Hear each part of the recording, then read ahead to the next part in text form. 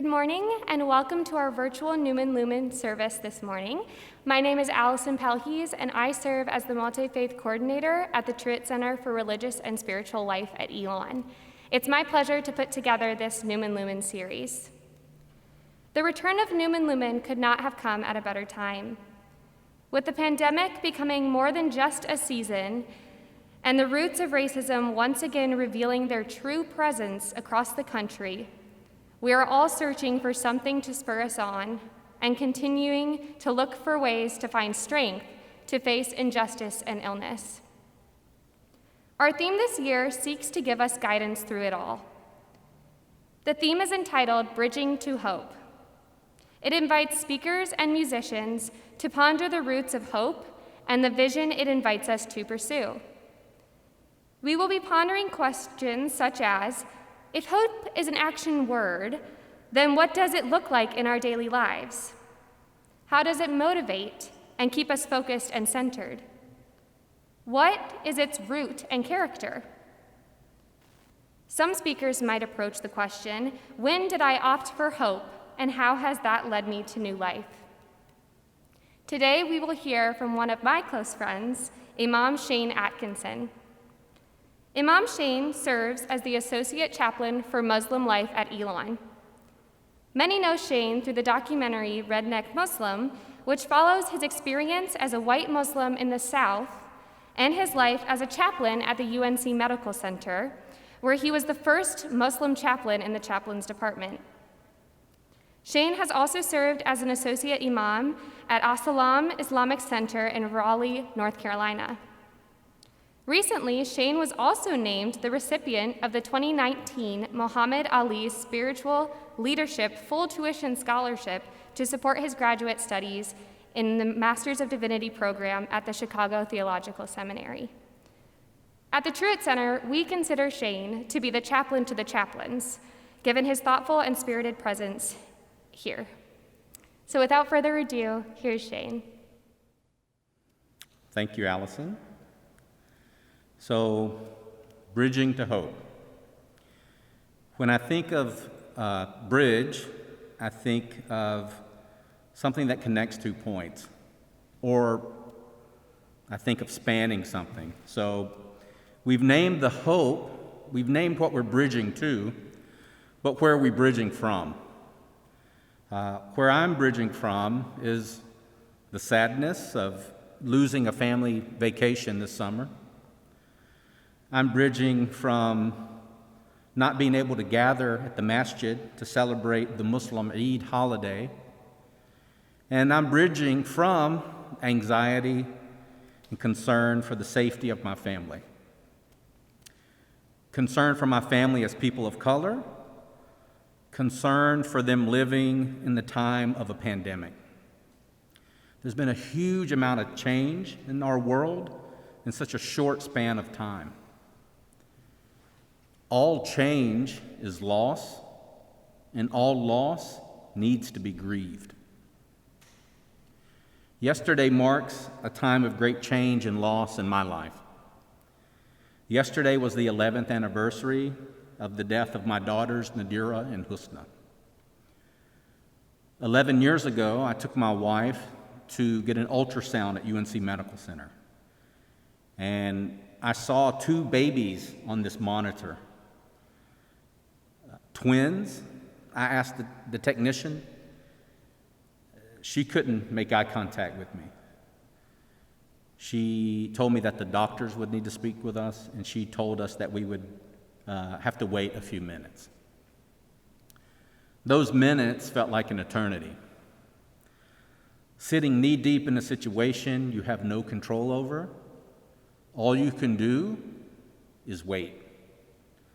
Willing or unwilling, our only option was wait.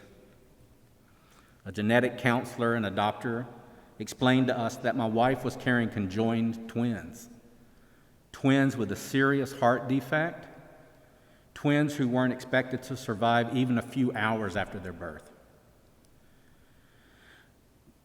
So the story about my daughters isn't over, but just wait and we will see how it pans out together. Once upon a time, there was a farmer whose horse ran away. The neighbors said, "How sad, this is terrible." The farmer said, "The story's not over. Just wait, we'll see." The next day, the farmer's horse returned with a beautiful wild horse that followed it home. Now the farmer had 2 horses. The neighbors were ecstatic. "This is great," they exclaimed. The farmer said, "The story's not over. Just wait, we'll see." The next day, his son was trying to tame the horse, and he was thrown off and he broke his leg. And again, the neighbors chimed in, "This is terrible. This is so horrible." And the farmer told them, "The story's not over. Just wait. We'll see." A short time after that, an army came through the area, and they were forcing people to go participate in an unjust war. But the son couldn't go because of his broken leg. So the neighbors said, "This is great. What a blessing." And the farmer said, "Just wait. We'll see." This story was one of the lessons of theology that I was studying during the time when we received the news about our daughter's ultrasound. Some of the lessons that we were covering were that the spark that animates our body, it goes on. That gave me hope. There's a life beyond the short time on this planet. That gave me hope. God is in ultimate control, and God's mercy outweighs God's wrath. That also gave me hope. We toggle between peering through the microscope of our feelings in this moment, then peering through a telescope, looking off into eternity. In my tradition, children that pass away spend eternity in heaven. That gave me hope, but it still hurts. I was often melodramatic, but when I heard the news about my daughters, I didn't ask why me or how this could happen. I knew God's mercy outweighs God's wrath. And even though I couldn't understand in the moment, I was hopeful that one day I would understand. Instead of saying, "Why me?" my only thought was how I could be of service to my daughters during the time that they were here. Within the painful situation I have no control over, what positive actions can I take? After my daughters were born, we provided them with hospice care. And it was an involved process learning about all the procedures and the precautions of caring for terminally ill infants. A month later, my daughters passed away. The morning of their death, I raised my hands as I conducted their funeral service prayer. And that afternoon, I lowered my hands down, placing their bodies in the earth. A couple of years after my daughter's passing, I found myself reflecting on the care our hospital chaplain provided us. He had a peaceful presence. And this presence created a space into which I could speak my hopes and my fears. A few years later, I found myself sitting next to him as his chaplaincy student. As a chaplain at UNC Medical Center, I provided support to hundreds of families who had lost loved ones.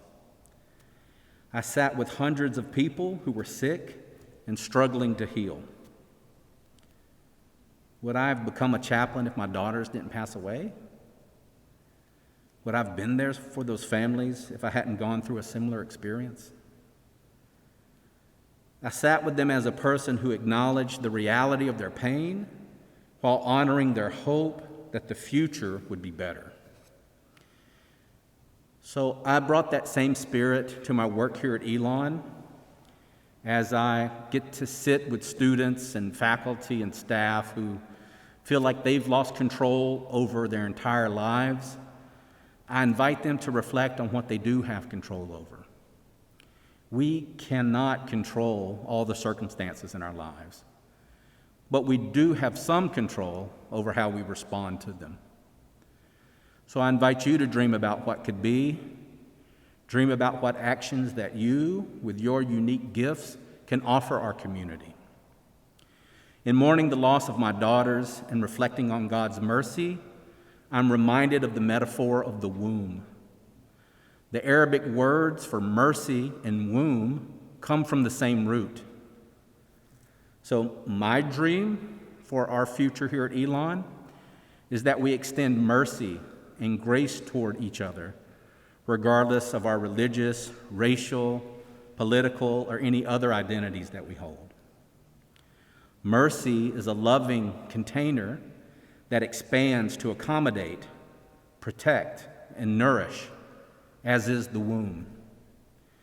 In extending mercy to each other, we make space for people to speak their truth, their fears, and their hope. I invite you to have hope and dream big about the contributions you can make to a world that is in such great need. The story's not over. Just wait, you'll see.